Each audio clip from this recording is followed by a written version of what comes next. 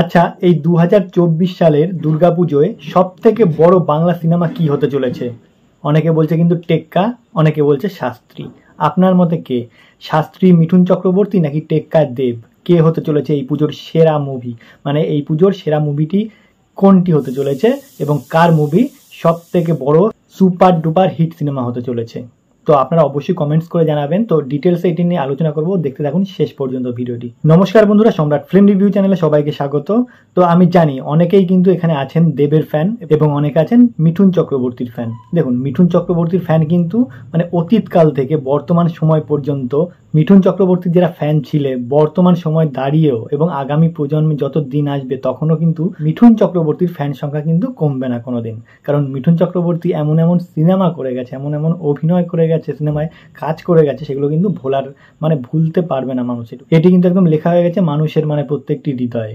এবার যদি বলি দেবের কথা, দেবও কিন্তু বর্তমান সময় একজন বড় সুপারস্টার। তো তার সিনেমাও কিন্তু দেখার জন্য ইয়াং জেনারেশন কিন্তু মুখিয়ে থাকে সব সময়। আর বিশেষ করে দেব বর্তমান সময় এমন ধরনের কিছু সিনেমা করছে এবং এমন ধরনের অভিনয় করছে, সেগুলো কিন্তু মানুষ কিন্তু দেখতে যাওয়ার জন্য কিন্তু অনেক উদ্গ্রীব হয়ে থাকে। কারণ বর্তমান সময়ে দেবের অভিনয়ের প্যাটার্ন কিন্তু অনেক বদলে গেছে এবং দেব যেসব কাহিনী নিয়ে সিনেমা করে সেগুলোর ধরনও কিন্তু পাল্টে গেছে।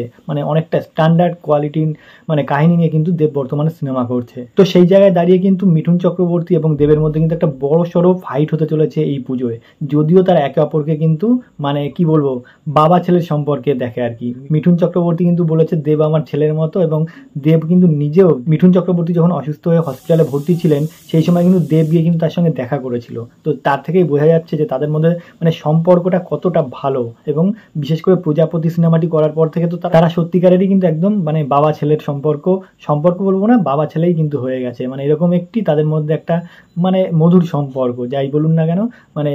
আমরা তো দেখছি চারিদিকে যে রাজনৈতিক প্রেক্ষাপট চলে, তার মধ্যে দিয়ে দুজন ভিন্ন মত হলেও কিন্তু সারা দুনিয়া কিন্তু তাদের নিয়ে কথা বলেছে, ট্রল করেছে, কিন্তু তারপরেও কিন্তু দেব এবং মিঠুন চক্রবর্তী কিন্তু দুজনের মধ্যে কিন্তু তাদের নিজেদের সম্পর্ক এবং সম্পর্কটা কিন্তু অটুটভাবে বজায় রেখেছে। এটি কিন্তু আপনারা প্রত্যেকেই জানেন, যারা নিউজ দেখেন বা পেপার পড়েন, নিউজ পেপার পড়েন, প্রত্যেকেই জানেন। এবং সোশ্যাল মিডিয়াও যারা রয়েছেন, অ্যাক্টিভ রয়েছেন, তারা প্রত্যেকেই জানেন যে তাদের মধ্যে সম্পর্কটা কত ভালো। কিন্তু ব্যাপারটি হচ্ছে সেটা নয়, এখানে কিন্তু একটা মধুর যুদ্ধ হতে চলেছে। যুদ্ধটি হচ্ছে এই বর্তমান 2024 সালের পুজোয়, দুর্গা পুজোয় যে দুটি সিনেমা আসতে চলেছে, বড় বাজেটের বড় সিনেমা আসতে চলেছে, সেটি হচ্ছে, একটি হচ্ছে শাস্ত্রী, মিঠুন চক্রবর্তী অভিনীত শাস্ত্রী, আরেকটি হচ্ছে টেক্কা, দেব অভিনীত টেক্কা সিনেমা। এই দুটো কিন্তু একদম ক্রাশ খাবে এই সিনেমায়, ক্রাশ হবে, একটা মহাযুদ্ধের মতন বেঁধে যাবে আর কি সিনেমা দুটি নিয়ে। কারণ এই পুজোয় সব থেকে বড় সিনেমা এই দুটি, এবং এই সিনেমা দুটি দেখার জন্য কিন্তু মানুষ যেভাবে ট্রেলার যেদিন থেকে কি বলবো, এই সিনেমা দুটি যেদিন থেকে ঘোষণা হয়েছে এই সিনেমা দুটি আসতে চলেছে মার্কেটে, সিনেমা হলে, সেই দিন থেকে কিন্তু মানুষ পুরোপুরি একদম উত্তেজিত এই সিনেমাটি দেখার জন্য, এই সিনেমা দুটি দেখার জন্য। তো সেই জায়গায় দাঁড়িয়ে যে এই সিনেমা দুটি এই পুজোয় আসছে, একদম ধামাকা মাচিয়ে দেবে দুটো সিনেমায়। কিন্তু এখন ঘটনা হচ্ছে এই সিনেমা দুটির মধ্যে সব থেকে বড় সিনেমা কোনটি হবে, কে জিতবে, উইন কে হবে, সেটি হচ্ছে ভালোর দিক থেকে হোক, ভালো সিনেমা হওয়ার দিক থেকে হোক, বা বিজনেসের দিক থেকে হোক। একটা কথা বলে রাখি, অবশ্যই ভালো সিনেমা কিন্তু ভালো সিনেমাই হয়, সেটি কিন্তু টাকার হিসাব করে, টাকার অঙ্ক দিয়ে কিন্তু পরিমাপ করা যায় না, এটাও কিন্তু একটি বিষয়। তো এবার আসি এই সিনেমা দুটির গুরুত্ব কেন এত বেশি। তো প্রথমেই বলি শাস্ত্রী সিনেমাটি নিয়ে। শাস্ত্রী মিঠুন চক্রবর্তী অভিনীত একটি সিনেমা। মিঠুন চক্রবর্তী এবং সোহম দুজনেই রয়েছে এই সিনেমা, এবং তাবর অভিনেতারা রয়েছে। এটি নিয়ে কিন্তু আমি আগেও একটি ভিডিও বানিয়েছি, সেটি দেখে নেবেন, আমার চ্যানেলেই পেয়ে যাবেন ভিডিওটি। তো সেটি নিয়ে বেশি কিছু বলবো না, শুধু বলবো যে মিঠুন চক্রবর্তী এই সিনেমায় অভিনয় করছে এবং কাহিনীটি কিন্তু একটি ইউনিক কাহিনী। সিনেমাটির কাহিনী হচ্ছে এইরকম যে মিঠুন চক্রবর্তী প্রথমে গরিব থাকবে এবং সে বিভিন্ন জায়গায় আর কি তাচ্ছিল্যের পাত্র হবে গরিব হওয়ার কারণে। বিভিন্ন জায়গায় দেখে যে সে শাস্ত্রী, যারা ভণ্ডামি করে, শাস্ত্রীগিরি করে, মানুষকে বিভিন্ন রকম ভাবে ঠকিয়ে টাকা পয়সা নিয়ে এবং নিজেরা খুব বড় লোক হয়ে যাচ্ছে, যারা জ্যোতিষী হচ্ছে। তো এরকম একটি ব্যবসা কিন্তু মিঠুন চক্রবর্তী নিজের চোখের সামনে দেখে, তার জীবন দিয়ে অনুভব করে আর কি। সেও সেই পাল্লায় পড়ে, মিঠুন চক্রবর্তী সেই পাল্লায় পড়ে কিন্তু নিজে সেই ব্যাপারটা অবজার্ভ করে, এবং সে নিজেও কিন্তু একটা শাস্ত্রী হয় এবং মানুষকে ঠকানো শুরু করে, এবং সে নিজে অনেক বড় একজন জ্যোতিষী হয়। এটা হচ্ছে সিনেমার কাহিনী আর কি, টপিক। কিন্তু সেখানে সোহম চক্রবর্তী থাকে, সে হচ্ছে একজন সায়েন্টিস্ট থাকে।